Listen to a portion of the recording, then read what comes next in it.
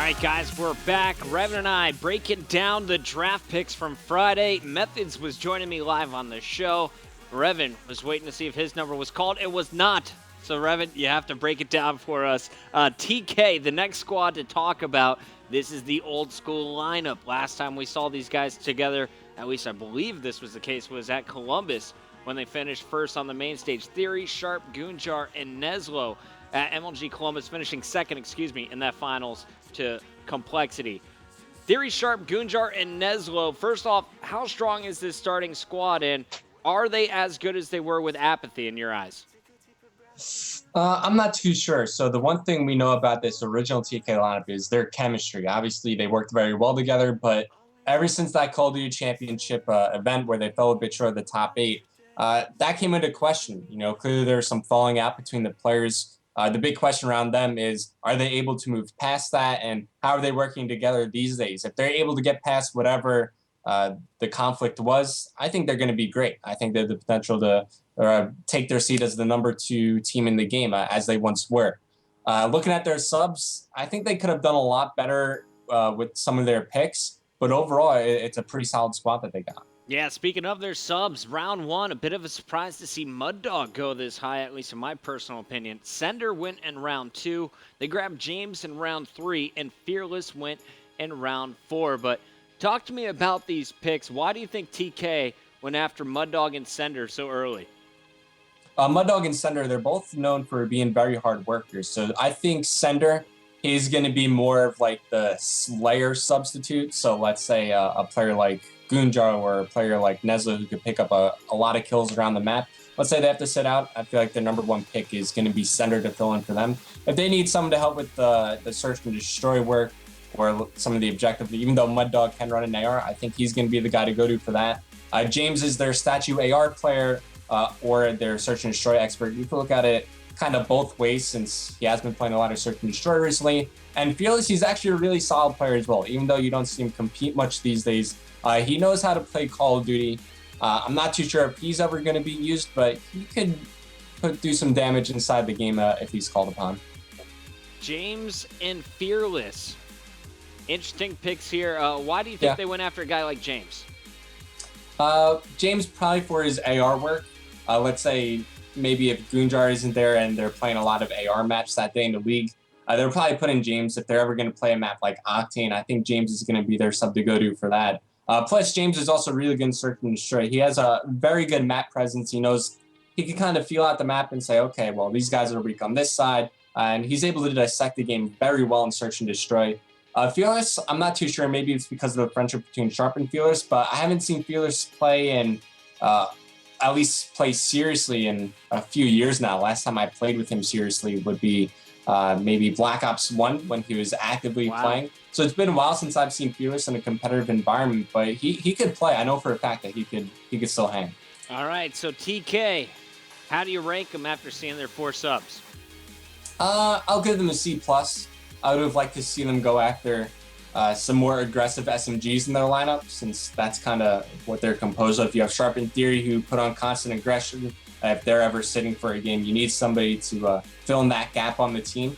So I would have just liked for them to go after some more SMG players. You know, maybe even somebody like a Facento or even somebody like some of the other subs out there, Realize, for example, or even Diabolic, could have went right after them and snatched them up. So does TK, out of the 7 teams we've talked about so far, is TK at the bottom of your list when it comes to draft picks? They're definitely above Denial.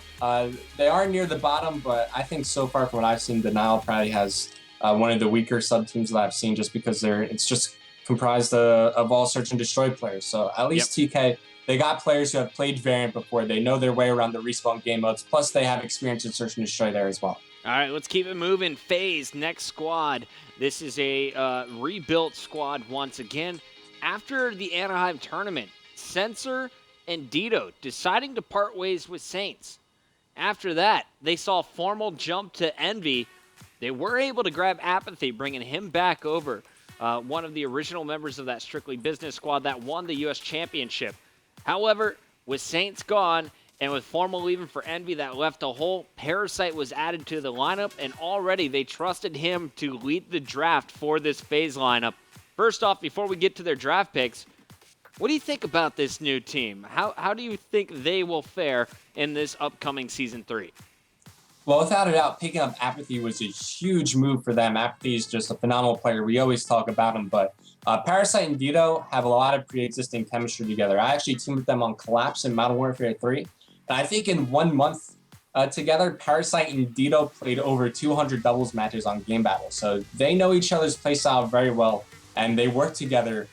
They have a lot of chemistry. They know how each other like to play. So I'm excited to see these two back together. And then, of course, Dito Censor won with Apathy before. So these guys, they know each other pretty well. My one question has to be Parasite, is he going to be able to fix his attitude? That's always been kind of the one thing holding Chris back, is that sometimes, his attitude just gets the best of him. So we'll see if he's able to fix that and if he's finally able to settle down into his. All right, so there's a look at FaZe's starting lineup. Let's take a peek at their draft picks. You were talking about Diabolic. Well, he slid to FaZe at number 8.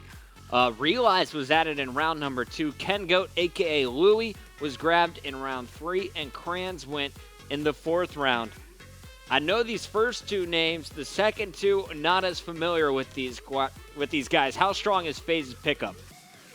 I don't know too much about that Kengo guy, but I could tell you a little bit about Crayons. He's going to be their search and destroy expert for this team. I think FaZe, they did pretty well in this draft. They have a good mix of the search and destroy players as well as the people who played variant. So I assume Kengo is another one of those search and destroy guys that we've seen drafted along with so many others in this draft.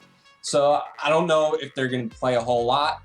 If I needed a search and destroy player, just going off that list, I'd go after Crayons. If I needed somebody who could just put on aggression on the other team, I'd probably go with Diabolic or Realize. I like it. Overall grade here as they picked up Diabolic and Realize in round 1. Excuse me, round 1 I'll give them a B- just because I don't know too much about this Kengoat guy, but we all know what Diabolic Realize bring to the table, and Crayons, I know for a fact that he's pretty good in search and destroy. Yeah, I'm told Kengo, a.k.a. Louie, is quite the S&D player, so we'll see if he's used in that situational move. Next up, EnVy. EnVy retooling their lineup after Anaheim upset with their performances at X Games as well as Anaheim in June. Coming into July, here's your fresh 4 faces. Merc and Nameless returning. Formal making his move over from FaZe Black, and J-Cap is back in EnVy Blue. We'll see him playing with Nameless and Merc fighting for another title. First off, I just have to say on paper, this looks like a slaying squad with the addition of Formal and J-Cap. Merc is going to get that objective done, but how strong is this team in your eyes, Revan? I'm not too sure. So you have J-Cap and Nameless. I feel like Nameless might have to switch to an SMG just because you have J-Cap, he's a natural assault rifle player. And then Nameless has been doing work with the AR all season long. So I'm curious to see how those two players are going to coexist. But we all know Formal's going to do what Formal does and just run around, shoot things with his MTAR. I think this could definitely be a solid squad, but they need to play together more. They need to build up some chemistry, and they need to figure out how each other like to play around the map and just kind of fix, because there are going to be some gaps whenever a team first comes together. There are going to be some mistakes that they're making around the map, so they're going to have to fix that right away. And I think that Team House is going to help out with it. I like it. Well, already in the Team House, they were playing this weekend's 2K, and J-Cap wasn't there this weekend. Didn't seem to affect their performance. We'll get to that a little bit later in the show, but taking a look at their draft picks, EnVy grabs Methods in round number 1. Pretty surprising to see Methods drop all the way to number 9. Round 2, they choked. They did not have enough time to submit their pick. All 3 minutes ticked down, and they were left with no one. So, in round 3, they got a bonus pick. First move they made was go after Cole Chan. Second pickup in round 3 was Snipe Down. And then they closed things out by picking up the former captain of Denial and Erupt, Perplexed. Overall ranking here, and what do you think about their choices? I'll give them a B, just because some of the players, if you look at Snipe Down, if you look at Cole Chan, even Perplexed, they don't have as much experience as some of the other players that are on the EnVyUs lineup. Definitely a good pick going after Methods. He's proven himself time and time again that he's a great Call of Duty player. Plus, for how young he is, he has a lot of experience. He's been to a lot of events, so he knows what it takes to perform at the top level. Cole Chan was a great pickup. This is one of the up-and-coming players of the scene. I know that he visits the Curse House from time to time, so he's always chatting with those players, constantly looking to evolve his game. Snipedown, I feel like this guy could be used a lot on this team just because you look at Nameless, you look at JCap. If for whatever reason those two players are not playing, you go to Snipedown to bring the AR presence in the game. And then Perplexed, he could always hold his own as well. So I feel like EnVy, they could pretty comfortably select any of these subs and have him fill in for whatever plan. They'll do well. Overall, I'll stick with my B grade for this team. Yeah, feels like they got some pretty solid options anytime they need a hole. I don't see all 4 of these subs having to fill in at any point. So EnVy should be pretty set. Our next squad, a bit surprising picks here as we saw Curse. You know, this is the same Curse Black squad that we saw. Original talks after Anaheim, we were going to see some moves made. Burns sticks on the squad. Here is the starting lineup. If you missed them in Anaheim, they put on a show, making a run through that lower bracket on Saturday and Sunday. Enable, Tipsy, Mochila, and Burns are the official starters. But when it came to the subs, they went after a guy named Zyback in the very first round. They brought back Kroster, which I thought was a really smart move in round 2. They grabbed Kenny in round 3. And in round 4, the European Tommy, one of the top 3 players in the UK, added as Curse's bench. Revan, were you caught off guard by the Zyback pick in round 1? Was this a smart move? I'm not caught off guard at it by all. I know Zyback, very talented player. I believe we actually used him in our season 1 for one of our subs, but he's clearly the search and destroy guy for this team. Plus, you could even throw him in a respawn and he could go crazy, just like TJ Holly can. So I'm really liking the Zyback pick.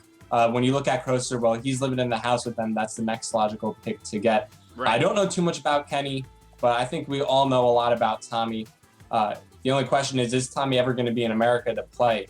So just the same questions around Tommy as there are for Jerd. Overall, I'm going to give these guys I'll give them a B-. I think the one thing they're missing from their subs is just slaying power. If you look at some of the other teams, they got a search and destroy guy, they got an objective guy, and they have a slaying guy. I don't really see that powerhouse slayer for the Curse lineup here. So if they're missing Tipsy, if they're missing Mochila, then who's going to step up and get all those kills on the map? I don't know.